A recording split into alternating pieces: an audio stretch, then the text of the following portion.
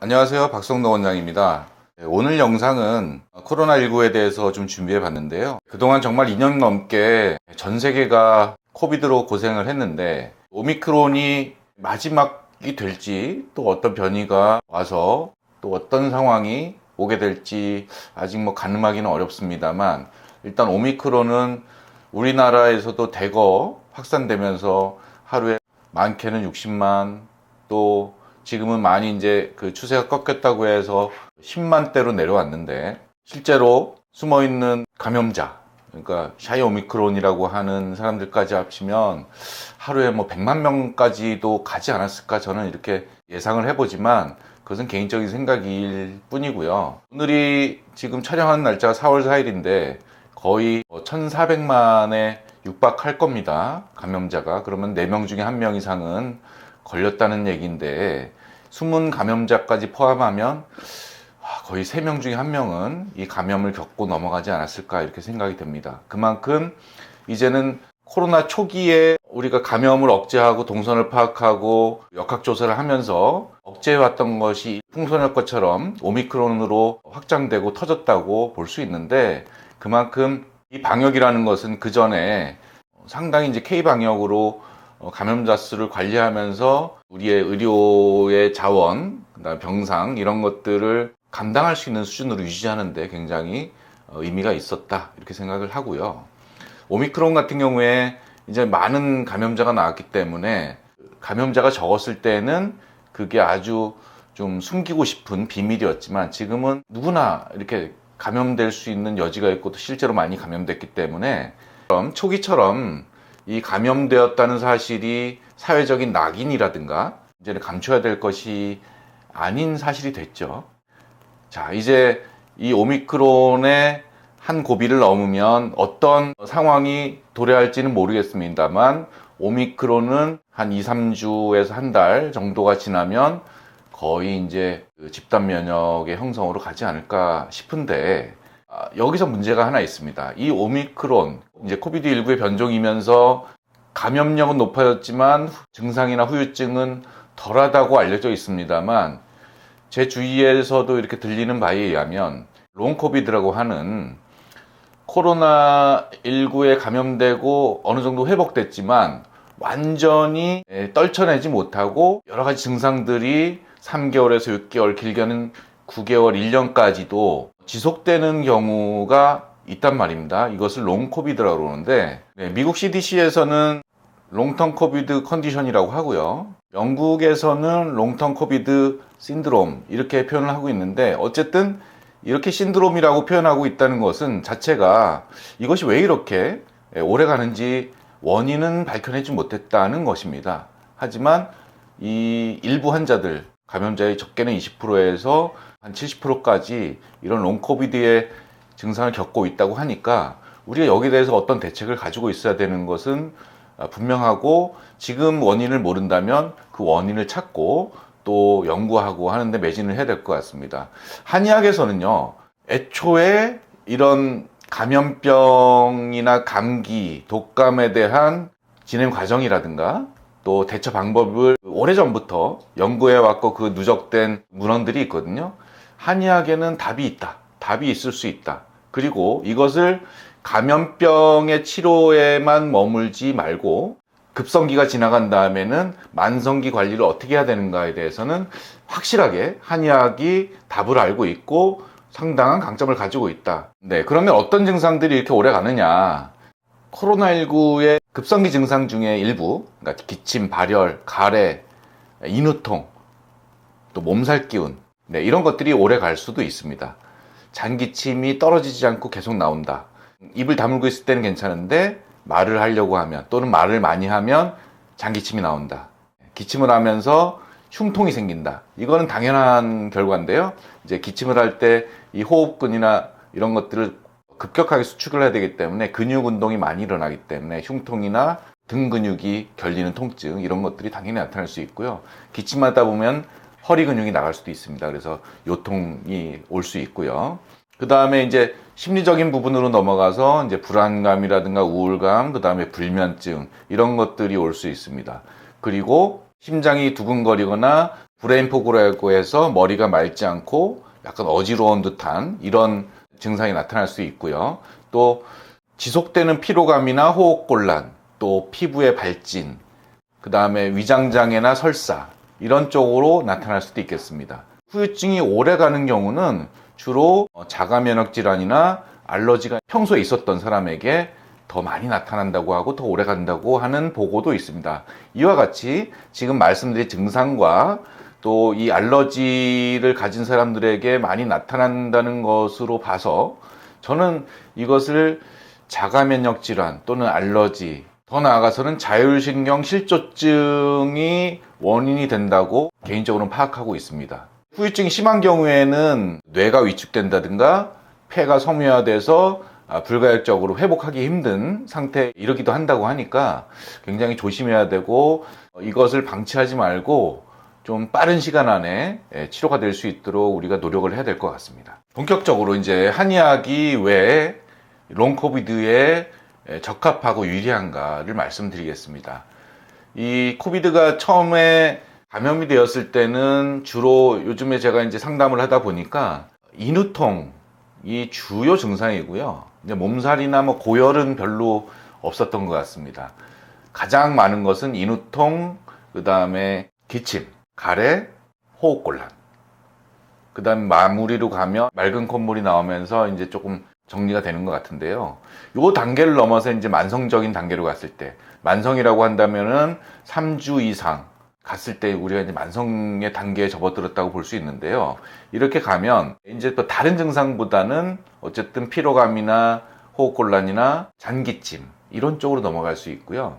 연구 결과에서들도 보면 이게 왜 나타나는가? 그럼 바이러스가 이렇게 우리 몸을 망가뜨리는가라고 의심했는데 그거는 아닌 것 같고, 이 감염된 바이러스와 우리 면역세포가 싸우는 과정에서 발생하는 그런 산물, 그 다음에 우리 몸의 자율신경이 망가지면서 밸런스가 흐트러지면서 우리 면역세포가 우리 몸의 정상적인 세포를 공격하는 이런 자가면역성 기전에서 오는 것으로 파악하고 있고, 저 역시 거기에 동의하고 있습니다. 결론적으로 이렇게 규정합니다. 롱코비드는 감염성 질환에서 소모성 질환으로 이행하는 단계이다, 이렇게 정의를 내리고 있는데요. 이제 감염성 질환은 보통 1, 2주 내에 끝납니다. 우리가 우스갯소리로 많이 했던 것이, 감기는 약 먹으면 일주일이고 안 먹으면 7일이다, 이렇게 얘기를 했던 것 저는 기억하거든요. 그러니까 약을 먹으나 안 먹으나 일주일이 지나면 다 완쾌가 됩니다.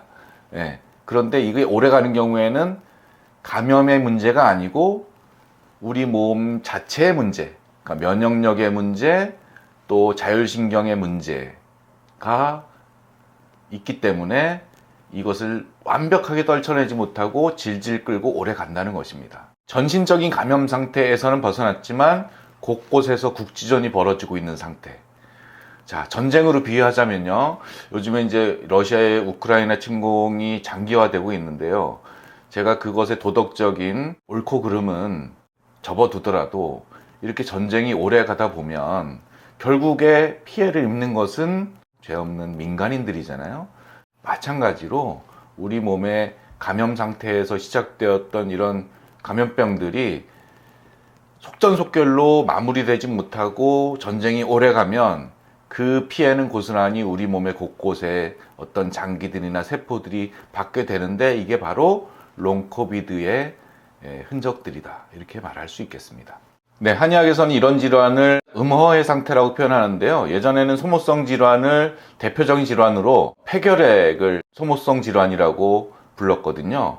폐결핵 같은 경우는 계속해서 기침하고 각혈하고 가래가 나오면서 몸은 점점 말라가고 결국은 기력이 떨어지고 이런 에너지 소모에 전형적인 경과를 받는 질환인데, 암도 그럴 수 있고요. 갑상선 기능 항진증도 대표적인 소모성 질환입니다. 이런 소모성 단계로 넘어갈 때 우리 한의학에서는 음허라는 표현을 썼는데, 이것은 음허라는 거는 이제 뭐 굉장히 추상적인 의미이지만 풀어서 얘기하자면 호르몬의 불균형, 그 다음에 우리 몸속에 점액 있잖아요. 코점막, 인후의 점막에 촉촉한 점액들이 싹 발라져 있으면서 외부에서 들어오는 세균이나 이물질들을 포집하는, 그래서 1차적으로 걸러내는 역할을 하는데, 이런 것들이 건조해지게 되면 우리가 생리적인 반응으로 나오는 것이 뭔가 안 좋은 것이 오고 있는 것 같은데 뭔가 그 끈끈이가 없어가지고 그런 것들이 그냥 폐로 그냥 들어올 것 같으면 그때 생리적으로 밖으로 발사해내는 것이 기침이잖아요.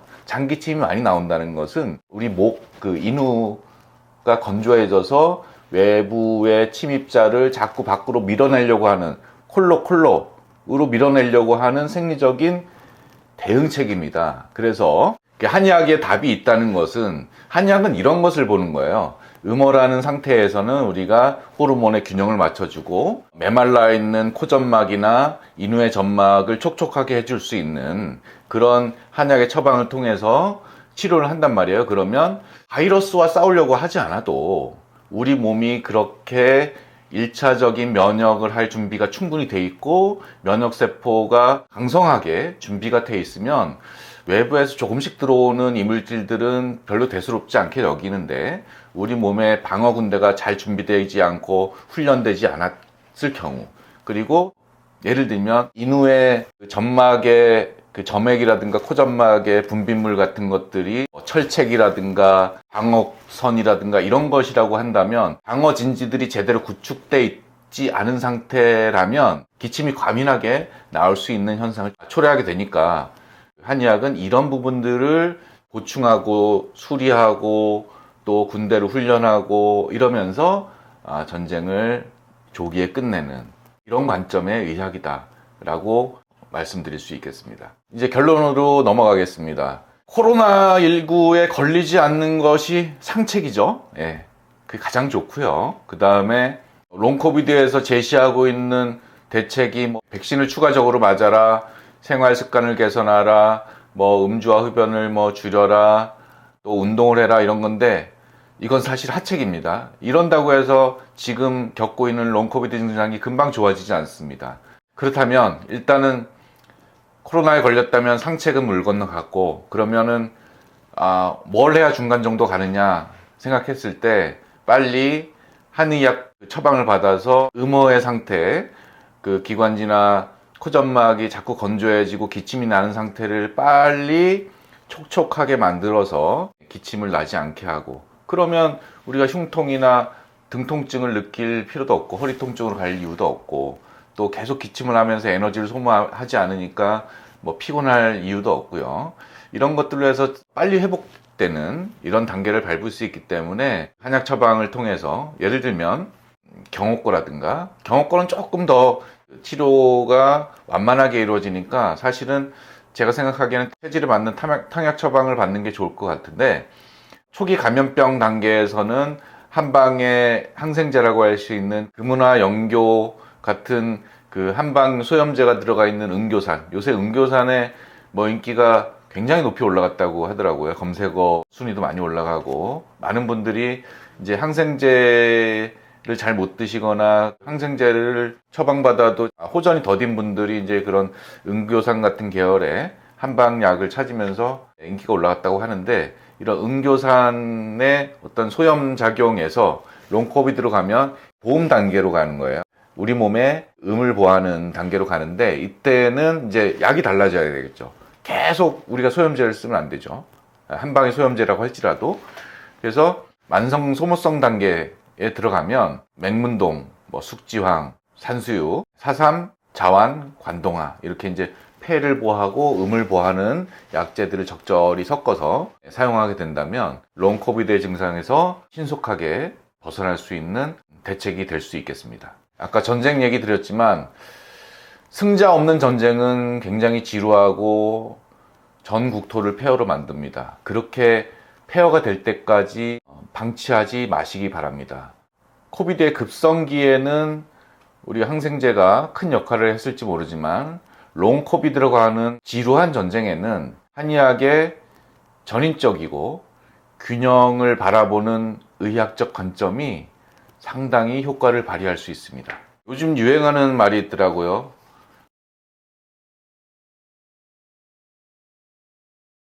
오래 가면 피해는 고스란히 남기 때문에 빨리 치료하고 빨리 회복하시기를 기원드리면서 한의학이 롱 코비드의 답이 될 수 있다는 점을 강조드리면서 오늘 순서 마치겠습니다. 감사합니다.